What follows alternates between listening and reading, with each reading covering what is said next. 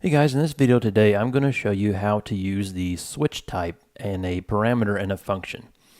So I'm going to show you first the way to not do this. So I'm in an instance here where I have a function and I want to have a off or an on functionality in that function for some reason. So maybe I want to do use a force parameter here like I have here. You'll notice the force parameter is pretty prevalent in other PowerShell commandlets. So, like remove item has force to remove hidden files, or get child item has force to see hidden files. So it's kind of a 1 or a 0, a bit flip sort of parameter. So in this function here, I want to do something if a 1 or a 0 or an on or an off scenario occurs. So for this example here, I have a function called getSomething, and I have a force parameter here. And based on if this force parameter is true or false, I'm going to do something. I'm going to first show you the way not to do an off or an on scenario in a function. So first, the one way you can do this is to use a Boolean data type here. And the Boolean data type can be either true or it can be false, which on the surface you may think that that's what you want to do, but there's a much easier way to do that through the switch parameter. But first I want to show you how you should not do this. So first I ran this and you'll see that nothing happens. Well, that's because we didn't choose force. Now, but we could choose force here by doing force true. And now we run this again, and I'll see that it says force was chosen because we have a conditional logic here, and if statements say if force equals true, then do this.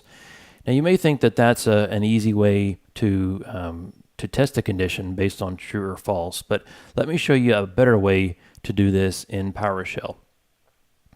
Now you may notice whenever we called that, we had to use the parameter force, and then we had to put a parameter argument in here of true. Now what if we could just do dash force? In a default PowerShell commandlet, that's all we have to do. We can just do dash force. You don't have to do dash force and then true or false. So I want to do that here in a function. Now to do that, I use the switch parameter type. And all I need to do here is change this data type to switch instead of Boolean.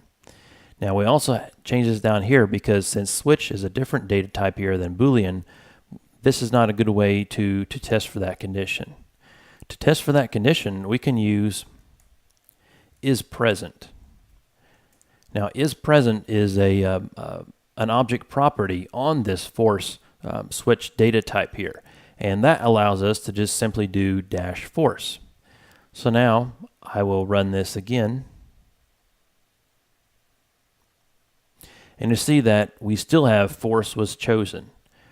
Now the benefit of this is I don't have to use a parameter argument here. I can just do dash force. So if you have instances to where you have something off by default and you want to turn it on, so maybe you have a registry key that you want to do something to that is off by default. So the switch parameter is good for turning things on as exceptions. So you'll see that the big benefit of this is that you don't have to set the equals to something. There's already a built-in isPresent property in here.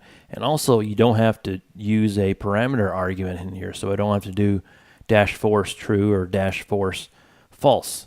It's false if I just don't include it. So it's a lot easier way to, a lot more readable way to set that if-then conditional logic.